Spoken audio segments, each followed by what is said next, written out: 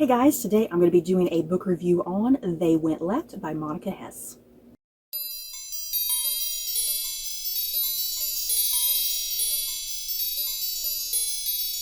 They Went Left by Monica Hesse follows 18-year-old Zofia Liederman, who has just survived the horrors of the Gross-Rosen concentration camp. Her mind and body are damaged, but she is determined to find her brother Abek so they can go home. Her journey takes her to a displaced persons camp where she makes contact with various groups to search for Abek, many leading to dead ends. It's here that she meets more survivors and a young man who keeps a wall of mystery around himself by refusing to talk about his past. Zofia wants to rebuild her world, questioning if that is even possible, and the search for her brother across a broken continent grows more and more desperate. Wow, yeah guys, I loved this book. This was just such an incredible and rich and enriching reading experience. I just absolutely thoroughly enjoyed this book. Here's the thing. I read perhaps an unhealthy amount of World War II historical fiction. Let's be real. There is a lot of historical fiction that comes out any given year about World War II in some capacity, and I tend to read a lot of it. So it really takes something just original and unique about a book, set during that time period, for me to really fall in love with it. Because let's be real again, a lot of World War II historical fiction at this point, because there has been so much of it published over the last several decades, so much of it is really formulaic and generic, and a lot of it, there's nothing like particularly bad about any of it, but again, it's really formulaic and generic and just typical and standard. So yeah, it's really hard to kind of find a really, really good book that's unique and original in some capacity. And I think this book is one of those books that I think is well worth your time, especially if you do really like the subgenre that is World War II. I think this is going to be something that really will stand out to you. And the thing is, this book, it doesn't actually really even take place during World War II. We do have kind of flashback sort of scenes where we are at like the concentration camp that our main character is in, what she kind of has to endure during the war. So we do have kind of flashback moments during the war, but this book primarily takes place like just a couple months after the end of World War II. And that's something that you don't see very often when it comes to World War II historical fiction. Even Monica Hesse, in her author notes and her author acknowledgements, she even makes note of that, saying that most historical fiction with World War II, most of it kind of ends when the war ends. And you either have a happy, uplifting story, or you have a depressing story. They end one of two ways. And most times authors don't go into the aftermath of the war, which is totally true. It is very rare to get a book that is about the aftermath. And this book is most certainly all about the aftermath. Like I said, it takes place literally just a few months after the war. And yeah, because I think a lot of times when we think about World War II, we sit and think about, oh, everything was great and happy and blah blah blah, but no, that's not the case. There's people who still are facing prejudice, and people who are still refugees, and there's still chaos all over the place. I mean, you got to think about it. Like the Allied powers came in and, started bombing places and whatnot. And so you have whole cities that are destroyed and people that are displaced. So it is Europe after the war, even though you would think it'd be all, yeah, it's great. It's not. There's still absolute prejudice and chaos all over the place after the war, which kind of goes on for several years. It takes a long time for Europe to come back from that.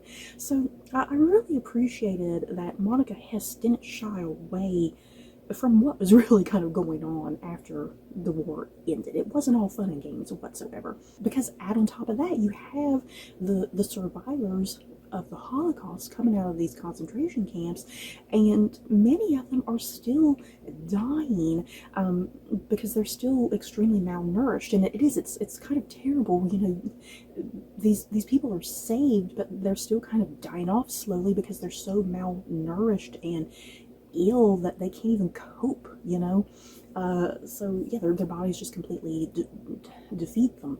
So you have that side of things too, that it's still super sad and depressing. So what worked about this book? What this book is ultimately about is it is a book that is exploring memory. Memory is the heart and core of this book. Our main character is an 18-year-old woman named Zofia Liederman. She was at the Gross-Rosen concentration camp, and she has been rescued. The Soviet army came and liberated that camp. So she spends several weeks recuperating and trying to get her strength back. But the thing is, her memory is just totally failing her. She is having trouble recalling things like before the war, during the war, and yeah, kind of even after the war, you know. Her memory is just such a mess, and she can't even remember, like, did this really happen or did I imagine it happening? So Zofia, this whole book, what is so fascinating and so interesting, because since it is playing so much with her memories and we're in her point of view, Zofia becomes a hugely unreliable narrator. You're not sure what to trust when she's telling you certain things, because she can't trust what she's remembering. And all she knows is that she feels like she needs to search for her brother Abek. She feels fairly confident that her family is dead, but she also feels fairly confident that her brother is alive. So she spends the good majority of this book looking for her brother and going from different locations and different aid services where, you know, all these places like the Red Cross and whatnot that would have these list of names. So she's going around trying to find some sort of thread that can lead her to the next place. So her journey ultimately leads her to a displaced persons camp where she meets other survivors of the war, and everybody is in the same exact position as she is. Everybody is looking for their family, and the cold, hard truth is that many people don't know if their family is even alive. So that book is definitely kind of playing into that element as well. How long should you keep looking for a lost loved one if you are not quite sure if they're even alive or dead?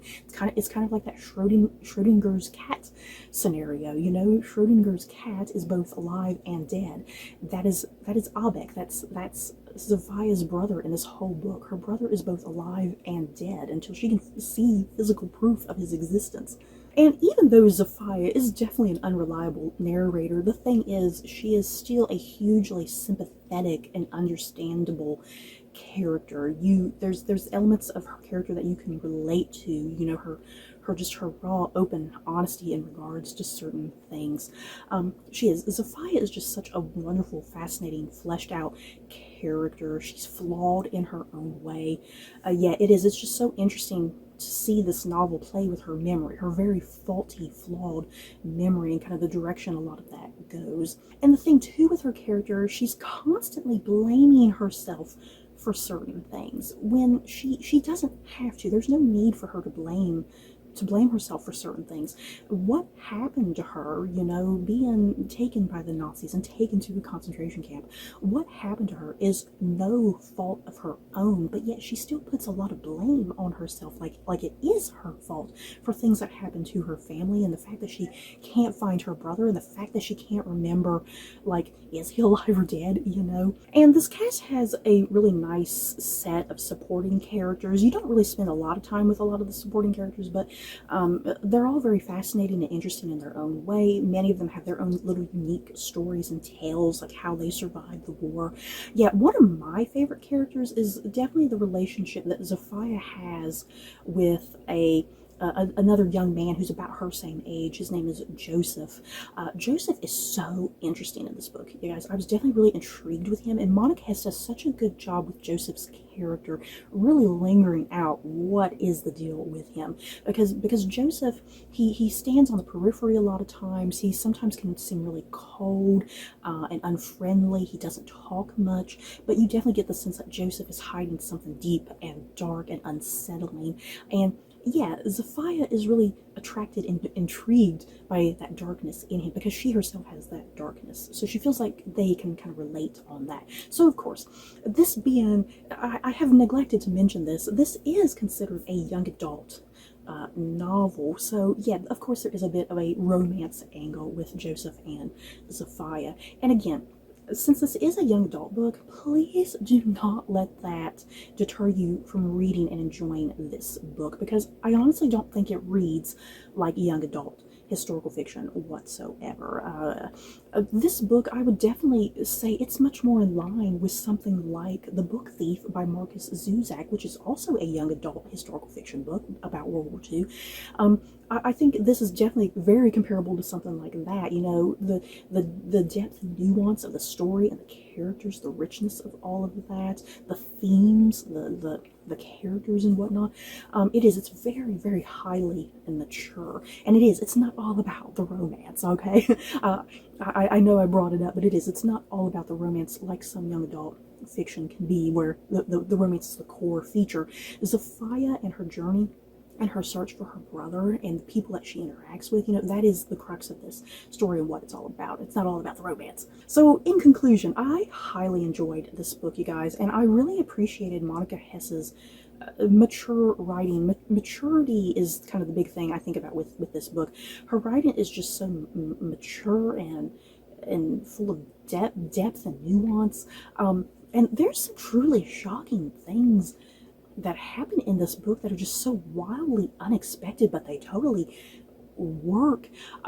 She doesn't shy away from kind of getting into some really hard truths, getting into some really hard, rough areas, kind of the state of what is going on after the war and the state of these characters. It's pretty rough and raw and gritty, and I really liked that openness. Monica Hesse doesn't play it safe, is what I'm trying to say. Nothing about this book is safe.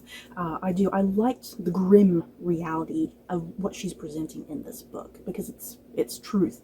So I definitely recommend this book if you're looking for something really interesting and unique when it comes to World War II historical fiction. Like I said, World War II is done in this book, but still it takes place a couple months after the fact, and that is what's really fascinating. So I definitely recommend this book if you're looking for something just original and unique within this subgenre. Yeah, if you're looking for a story with interesting characters, a story that's all about faulty memory, which leads to an unreliable narrator in some really fascinating, great ways, a story that's about trauma and the struggle to move on, yeah, I think you will really highly enjoy this. Definitely a top book for me.